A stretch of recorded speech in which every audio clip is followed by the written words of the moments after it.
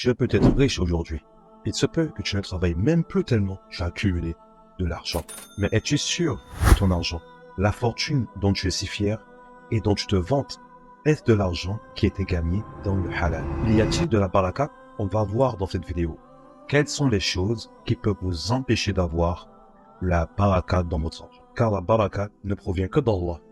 Et il est de notre devoir de la rechercher, peu importe où et quand. Quelle est la première chose que vous devriez arrêter de faire? Beaucoup vous le diront de la part de leur expérience, et ce n'est pas pour vous embêter. La source de votre salaire, si elle est haram, et vous le remarquerez, vous ne ferez rien de concret avec. Vous allez le dilapider dans des choses inutiles.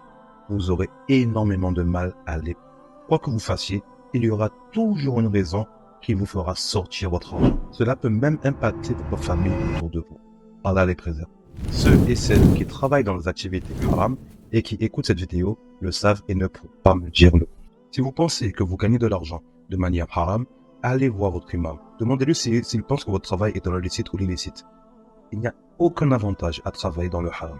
Et vous le savez, je le sais. Pourquoi?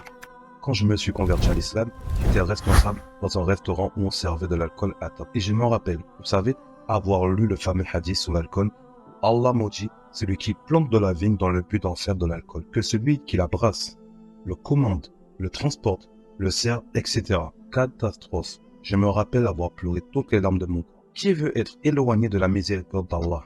Qui peut supporter de voir son Seigneur qui ne lui pardonne pas le jour dernier? Alors mes frères et sœurs, si vous regardez ceci, si vous pensez que vous faites le haram, demandez aux gens du savoir.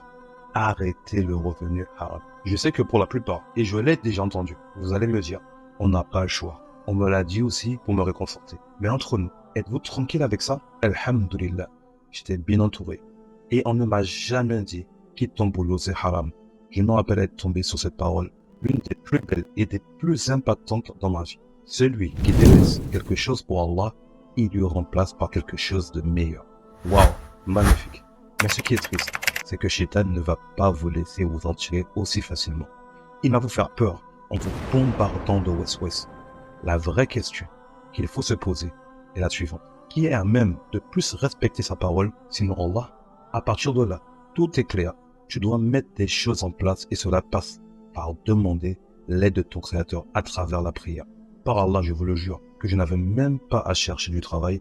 C'est des clients qui venaient eux-mêmes m'en proposer. Incroyable. J'avais l'embarras du choix. Tout ça pour dire, demandez à Allah de vous donner une issue favorable si vous souhaitez vraiment lui plaire. Il vous facilitera. Il est unique, celui qui connaît le contenu des cœurs. Deuxièmement, abandonnez tout ce qui tourne autour du riba, et ce dans la mesure du possible, même si je sais que notre monde est gangréné par cela. Une des choses à faire est de faire le point sur vos finances. Aujourd'hui, à l'heure où vous verrez cette vidéo, il y a des solutions au niveau des comptes bancaires pour ne pas être dans le haram. Vous savez que quand vous ouvrez un compte chez une banque traditionnelle, vous donnez procuration à celle-ci pour utiliser votre argent comme bon lui semble. Elle a une dette envers vous. Le problème, c'est que cet argent est investi dans l'armement, l'alcool, les programmes pour adultes, la promotion de jeux de hasard, etc. Le pire, c'est que la banque s'enrichit avec votre argent, mais vous devez en plus payer tous les mois. On est vraiment pris pour des idiots. Ne cherchez pas à tout prix les crédits. Résistez à cette fitna. Il est important de faire comprendre à votre banquier que vous avez des obligations religieuses. Si on le ferait tous et que nous prenions par leurs produits, ils en auraient créé un de licite. Malheureusement, ce n'est pas le cas. On se contente de retirer la partie soi-disant haram. Et mon frère, ma soeur, le contrat qui vous lie n'est pas halal déjà. En gros, nous sommes dans la sauce. Alhamdulillah, il y a des solutions aujourd'hui et les consciences commencent enfin à s'éveiller. La troisième chose que nous allons voir, c'est d'essayer de maintenir de bons liens familiaux. Vous devez maintenir de bons liens familiaux. Et même si vous savez qu'avec votre frère, votre oncle ou votre tante, tout n'est pas forcément rose. Ce n'est pas évident et je le comprends. Mais essayez de maintenir de bonnes relations avec votre famille pour plaire à Allah, même si cela peut être difficile. N'oubliez pas que de bons liens de parenté augmentent votre richesse. Faites-moi confiance. Quand je vous dis de maintenir de bonnes relations avec votre famille, cela aura un impact à 100%. Cela changera les bénédictions que vous avez. Avez-vous déjà eu 100 000 euros? Et regardez, c'est une question. Vous avez peut-être l'impression que votre argent n'est pas venu de manière honnête. Vous savez que cela ne s'arrêtera jamais. Vous avez 1500, 2000 euros et vous allez légitimement régler vos factures, etc. Ce que je vous dis, c'est de vous assurer que votre argent est licite. Quatrièmement, assurez-vous que vous payez votre zakat. Envoyez des dons à des œuvres de charité et vous allez avoir moins de surprises. Quand je vous dis donner légalement à des organismes de bienfaisance, c'est le moins que nous puissions faire. Non seulement cela, nous savons que donner pour la cause d'Allah apporte plaisir et bénédiction et cela purifie même notre argent. Nous allons avoir une augmentation de richesse dans cette vie et nous allons obtenir de grands bénéfices dans l'au-delà. Et bien sûr, ce sera formidable. La zakat est vraiment une chose négligée, voire délaissée par la plupart. C'est cela que nous pouvons voir des catastrophes dans des pays musulmans, où il n'y a plus de pluie. Pourquoi? N'oubliez pas cette parole. Pour ceux qui ne le savent pas, si un peuple ne paie pas la zakat, il se peut que Allah retienne la pluie et ne la fasse tomber que par miséricorde pour les animaux.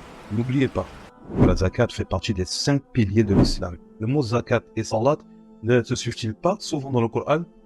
Alors autant vous accorder de l'importance à votre prière, autant vous devrez utiliser la zakat pour faire tourner l'économie et non thésauriser votre argent. Et cinquièmement, soyez reconnaissants. Allah ne dit-il pas إذ تأذن ربكم لئن شكرتم لأزيدنكم ولئن كفرتم إن عذابي لشديد. Si vous êtes reconnaissant, j'augmenterai certainement mon bienfait sur vous. Cela est super important quand vous remerciez un docteur de vous avoir soigné, un ami de vous avoir dépanné de l'argent.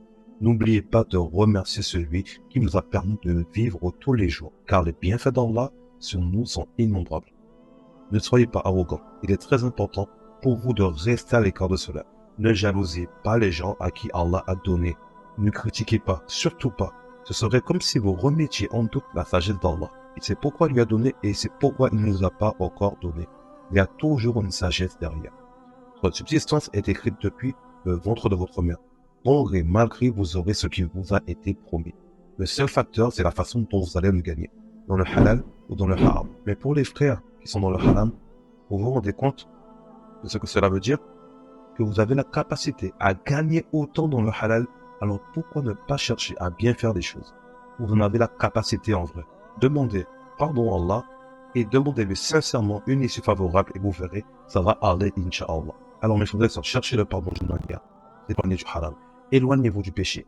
Le péché va diminuer votre richesse, assurez-vous de réparer le plus tôt possible la relation avec vos proches. Qu'Allah vous préserve et vous dis à bientôt pour une nouvelle vidéo.